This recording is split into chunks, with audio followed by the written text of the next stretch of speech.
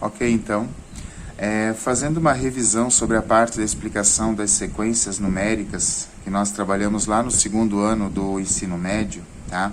As sequências, elas estão presentes em todos os momentos da nossa vida, né? Se a gente analisar a semana, né, ela já segue uma sequência de dias que não se altera. Segunda, terça, quarta, quinta, sexta, sábado, domingo e assim sucessivamente. Assim também acontece com os meses do ano, entre outras sequências. Porém, dentro da matemática, nós vamos nos ater principalmente à ideia das sequências que são sequências numéricas, certo? Como é que nós vamos trabalhar com a ideia das sequências numéricas? Bastante simples. Toda sequência numérica é formada por uma lei de formação, certo? E essa lei de formação me permite calcular os elementos dessa sequência a partir de um determinado valor. Nesse exercício resolvido, ou nesse exemplo que eu vou explicar aqui para vocês, nós temos três situações. A primeira situação diz assim: determine uma sequência definida pela lei de formação AN igual a 2n mais 1, com n que pertence aos números naturais não nulos. O que significa pertencer aos números naturais não nulos? Ou seja, esse valor de n que eu vou substituir aqui, ele não pode ser zero, certo? Então, quando eu vou escrever uma sequência, esse AN é o termo geral. Então, se eu quero o primeiro termo, esse n vai ser 1. Se eu quero o segundo termo, esse n vai ser 2. Ficando dessa forma. Então, não diz o número de elementos que eu quero calcular nessa sequência, certo? Só diz que eu quero determinar a sequência formada pela lei de formação. Então, eu vou calcular o A1, certo? Que é o primeiro número natural. Se eu substituir o n aqui por 1, certo? Na fórmula eu também vou substituir por 1. Então, 2n mais 1 vai ficar como? Vai ficar 2 vezes 1 mais 1. Resolvemos primeiro a multiplicação, certo? 2 vezes 1, 2. 2 mais 1, 3. Beleza? Continuando. Aí nós temos o A2, que é o próximo número natural. Então, se aqui eu substituir o n por 2, aqui eu também vou fazer a substituição por 2. Então, eu vou ter, lá na fórmula, 2n vai ficar 2 vezes 2 mais 1. 2 vezes 2, 4. 4 mais 1, 5. O próximo número natural que eu vou ter aqui, o A3. Então, A3 é igual a 2 vezes 3, substituindo n, mais 1. 2 vezes 3, 6. 6 mais 1. 6 mais 1 igual a 7. Certo? Daí eu vou continuar. Vou calcular o A4 pela fórmula 2 vezes 4 mais 1. 2 vezes 4, 8. 8 mais 1 é igual a 9. E aqui eu já tenho, então, 4 termos da sequência. O que eu observei aqui? Que os termos vão aumentando numa determinada ordem. Que ordem é essa? Do 3 para o 5 aumentou 2 vezes, do 5 para o 7 aumentou 2 vezes, do 7 para o 9 aumentou 2 vezes. Então, automaticamente, eu já posso presumir que o quinto termo dessa sequência vai ser o 11. Por quê? Porque ele vai aumentando de 2 em 2. Verificando, 2 vezes 5, 10. 10 mais 1, 11, certo? E essa sequência, considerando que nós estamos trabalhando com os números naturais, é uma sequência infinita. Então, ela poderia ser dita uma sequência A, aonde ela é composta pelos seguintes termos: 3, 5, 7, 9, 11, aí viria o 13, E assim sucessivamente, certo? Determinei uma sequência. No segundo exemplo, diz para nós determinarmos uma sequência cuja lei de formação é dada por AN igual a 2 elevado no expoente n menos 1, também com o n que pertence aos números naturais. Então, o que eu vou fazer? Substituir esse e esse n pelos números naturais diferentes de zero. Começamos, então, pelo primeiro número natural, que seria o A1. Substituindo n por 1, nós vamos ter 2 no expoente 1 menos 1 é o mesmo que 2 no expoente 0, e todo número no expoente 0 é igual a 1. Beleza? Calculando o segundo termo, A2. 2 elevado no expoente n, que eu substituí por 2, menos 1.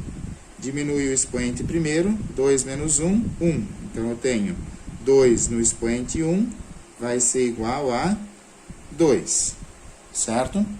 Continuando, o terceiro termo, o A3, é igual a 2 elevado no expoente 3 menos 1, diminui o expoente primeiro, 3 menos 1, 2. Então, 2 no expoente 2 é igual a 4.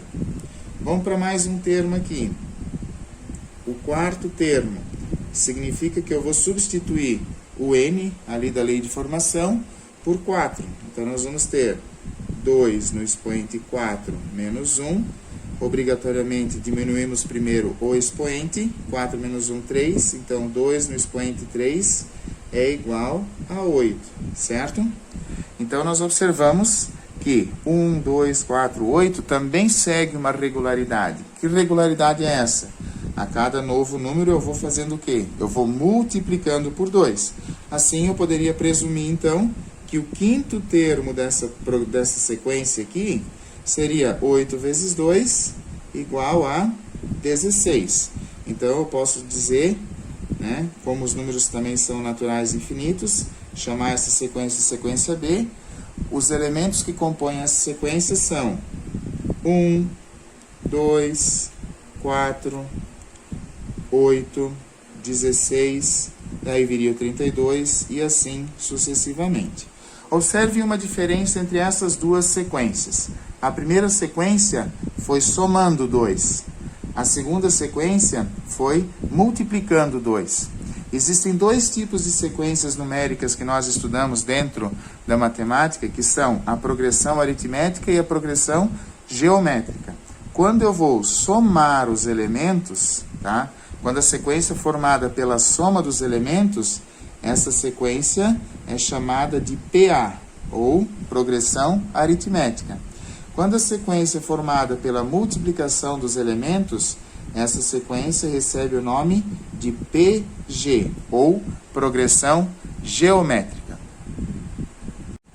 Bom, continuando, né, nós temos então agora a progressão aritmética. Com base nas duas sequências que nós falamos anteriormente, né, nós tínhamos lá um exemplo de progressão aritmética, que o valor ia sendo somado, e um exemplo de progressão geométrica, que o valor ia sendo multiplicado.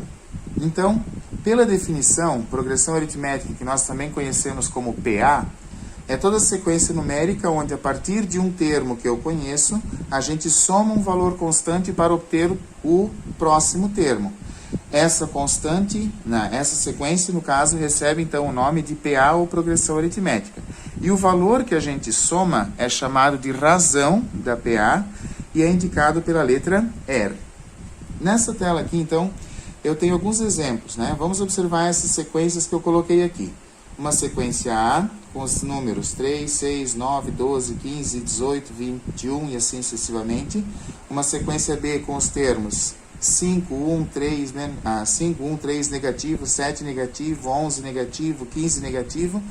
E uma sequência C com os elementos 4, 4, 4, 4, 4, 4, 4 e assim infinitamente. Todas essas sequências, tanto a como a B, como a C, são sequências numéricas caracterizadas como progressões aritméticas, porque todas elas são resultado da soma de elementos a um valor constante. Como é que eu vou fazer para achar esse valor constante? Sempre vou diminuir os termos subsequentes. Então, para achar a razão da PA, eu posso sempre diminuir dois termos que se seguem. O segundo termo menos o primeiro, o terceiro termo menos o segundo, o quarto termo menos o terceiro, e assim por diante. Então, nessa primeira sequência, do 3 para o 6, houve o aumento, a soma de 3 unidades. Do 6 para o 9, houve o aumento, a soma de 3 unidades. Do 9 para o 12, a soma ou o aumento de 3 unidades. Isso significa que se a cada novo termo eu vou somando 3, a razão dessa PA é igual a 3, certo? E aí eu posso verificar. O segundo termo, 6 menos 3, 3.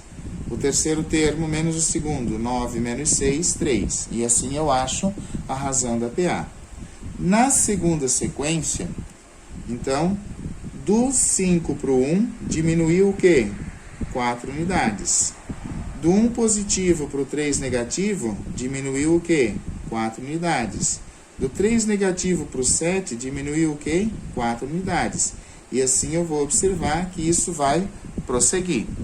Como os valores estão, diminuindo, o número que diminuiu aqui é o que nós chamamos de razão dessa PA.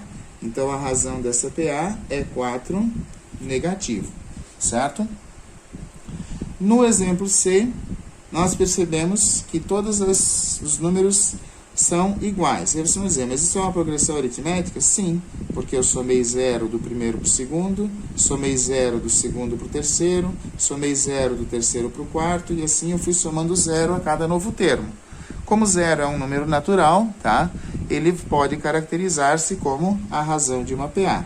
Então, essa razão aqui, nesse caso, vai ser igual a 0. Observem alguns detalhes.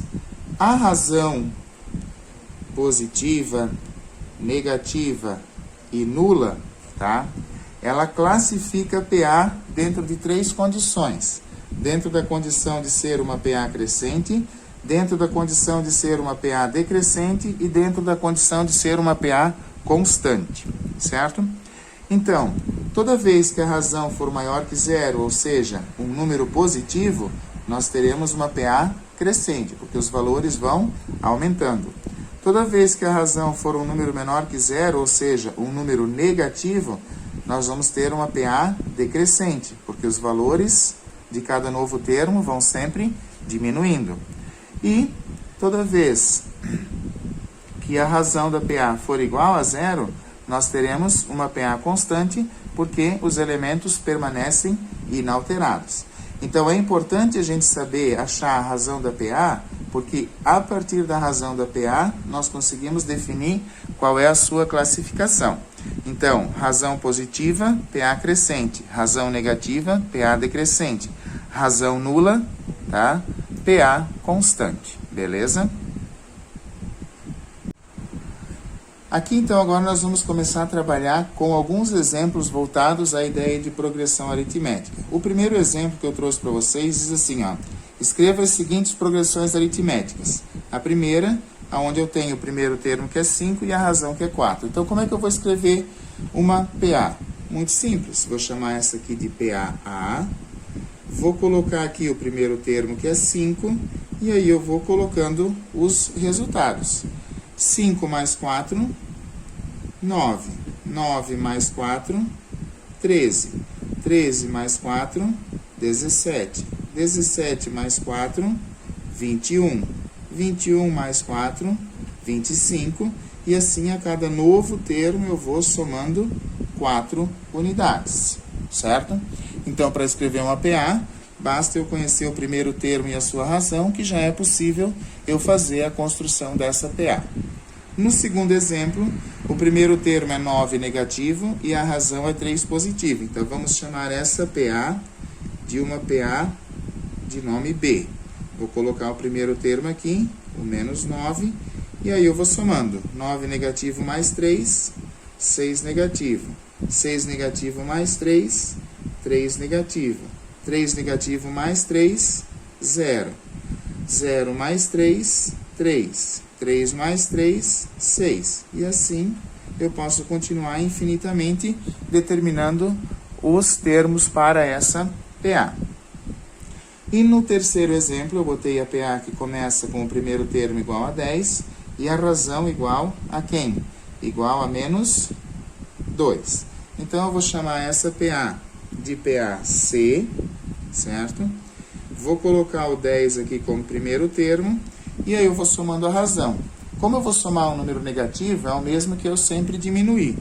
Então, 10 menos 2, 8. 8 menos 2, 6. 6 menos 2, 4. 4 menos 2, 2. 2 menos 2, 0. 0 menos 2, 2 negativo. E assim, sucessivamente, os elementos vão diminuindo sempre 2 unidades a cada novo termo que aparecer. Beleza? Então, nesse primeiro exemplo, a gente escreveu algumas progressões aritméticas, conhecendo o primeiro termo e conhecendo a sua razão. Se nós formos partir para a classificação, a primeira é uma PA crescente, porque a razão é um número positivo. A segunda é uma PA crescente também, porque o 3 é positivo. E a terceira é uma PA decrescente, porque a razão é um número negativo. No segundo exemplo agora, tá? Pede para a gente determinar a razão e classificar a PA, aonde x mais 1 é o primeiro termo, onde x menos 3 é o segundo termo e onde 2x é o terceiro termo dessa PA. Como que eu vou fazer para determinar a razão e poder classificar essa PA? Eu vou ter que lembrar o seguinte: uma progressão aritmética sempre tem o mesmo valor de intervalo entre os termos. Então, nós vamos dizer assim, ó, que, vamos sempre lembrar disso aqui, ó, o segundo termo menos o primeiro termo é igual ao terceiro termo menos o segundo, certo? Essa observação aqui é muito importante. Então, se eu voltar nessa observação aqui, porque essa diferença é a razão e essa diferença é a razão, eu vou pegar, então, o segundo termo, entre parênteses aqui, x menos 3, menos o primeiro termo, também entre parênteses, x mais 1, é igual ao terceiro termo, 2x, que não precisa botar parênteses, porque ele é um monômio, menos o segundo termo, que é x menos 3. E eu montei ali uma equação, então, para determinar esse valor de x, e aí eu poder escrever essa progressão aritmética, beleza? Partindo disso, vamos eliminar os parênteses. Aqui o primeiro parênteses fica como está, então, x mais 3. Aqui eu vou aplicar a regra de sinal, menos com mais, menos x. Menos com mais, menos 1. É igual a quem? É igual a 2x, menos com mais, menos x, menos com menos, mais 3. Organizando os dois lados da equação, nós vamos ter, então, o x positivo com o x negativo daqui, ele se cancela. Aí eu vou ter, então, esse 3 aqui é negativo, tá, gente? 3 negativo com 1 negativo, 4 negativo, que é igual a quem? 2x menos x é igual a 1x mais quem? Mais 3. Para isolar o x, esse 3 vem negativo, então nós vamos ter menos 4 com menos 3, que é igual ao valor de x. Quanto dá menos 4 com menos 3? Menos 4 com menos 3, nós vamos ter, nesse caso aqui, um valor de x que é igual a menos 7. Já achei a razão da PA? Não. Eu achei o valor de x, que vai me permitir calcular os elementos dessa PA. Então, nós vamos calcular os elementos da PA. O primeiro termo é expresso por x mais 1. Então, seria menos 7 mais 1, que é igual a menos 6. O segundo termo seria expresso por quem? Por x menos 3. Então, vamos botar aqui x menos 3, que seria, então, menos 7 com menos 3, igual a menos 10. Beleza? E o terceiro termo seria o quê? O A3 seria lá definido por 2x, ou seja, 2 vezes o 7 negativo, que vai ser igual, então, a menos 14. Aí eu tenho a minha PA. Quem são os elementos da minha PA? Vamos botar eles aqui. São o menos 6, o menos 10 e o menos 14, certo? Agora, partindo da ideia que a razão da PA é o segundo termo menos o primeiro termo, quem é o segundo termo?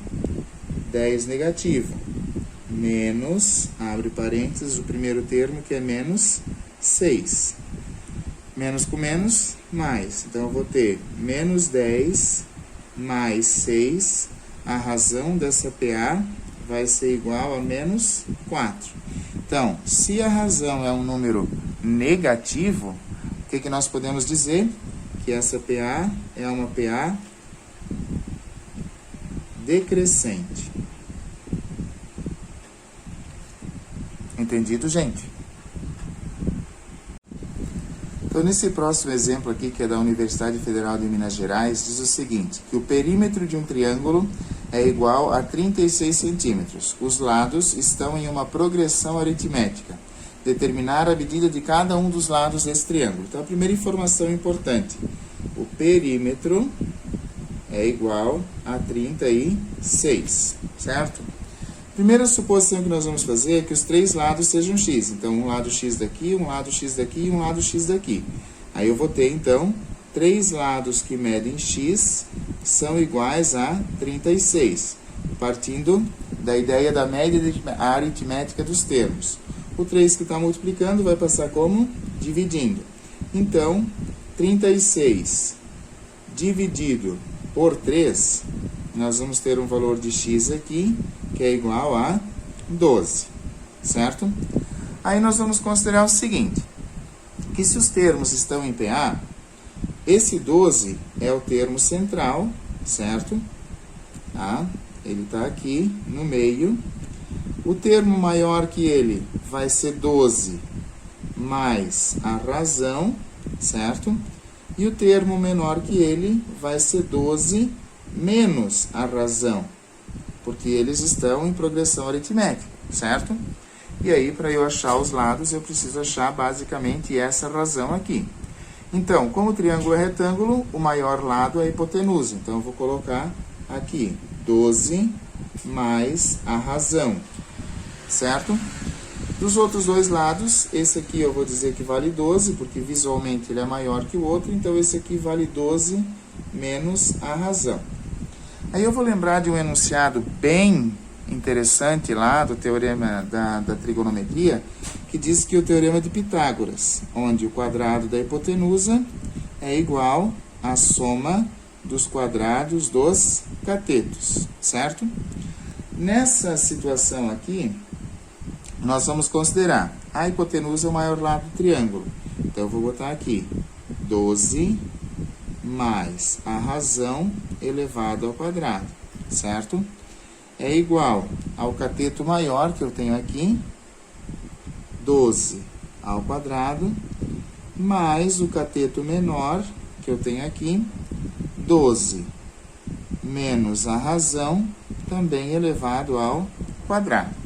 Para eu desenvolver esse 12 mais razão ao quadrado, esse 12 menos a razão ao quadrado, eu vou fazer o quê? Vou usar os produtos notáveis. Quadrado da soma de dois termos e quadrado da diferença. Quadrado da soma de dois termos diz o seguinte, que sempre vai ser o primeiro ao quadrado, então 12 ao quadrado, 144, mais duas vezes o primeiro pelo segundo, então 2 vezes 12 vezes R, 24R, certo? Mais o segundo termo ao quadrado, então R ao quadrado permanece R ao quadrado, beleza? Entendido até aí? Agora, no segundo lado da igualdade, eu tenho 12 ao quadrado. 12 vezes 12, 144. E aqui eu vou desenvolver esse quadrado de diferença, que também tem um enunciado que diz o primeiro termo ao quadrado, então 12 ao quadrado, 144, menos 2 vezes o primeiro pelo segundo, então 2 vezes 12, 24, 24 vezes R, 24R, mais o segundo termo ao quadrado, R ao quadrado. Primeira observação bem importante que nós temos que fazer aqui. Observem o seguinte. Aqui eu tenho 144 e aqui eu tenho 144. Se eu trouxer os dois para o mesmo lado, eles se tornam opostos, então um anula o outro. Aqui eu tenho um r ao quadrado positivo e aqui eu tenho um r ao quadrado positivo. Se eu trazer os dois para o mesmo lado, um ficará positivo e um negativo, então os dois se anulam. E aí eu simplifiquei a equação. Esse 24r negativo aqui, ele veio para o primeiro lado positivo, então nós vamos ter 24r mais 24r é igual a quem? É igual a 144. 24 mais 24 vai dar quanto? Vai dar 48. Então, 48 vezes a razão dessa PA é igual a 144. O 48 que aqui está multiplicando, vem para cá dividindo.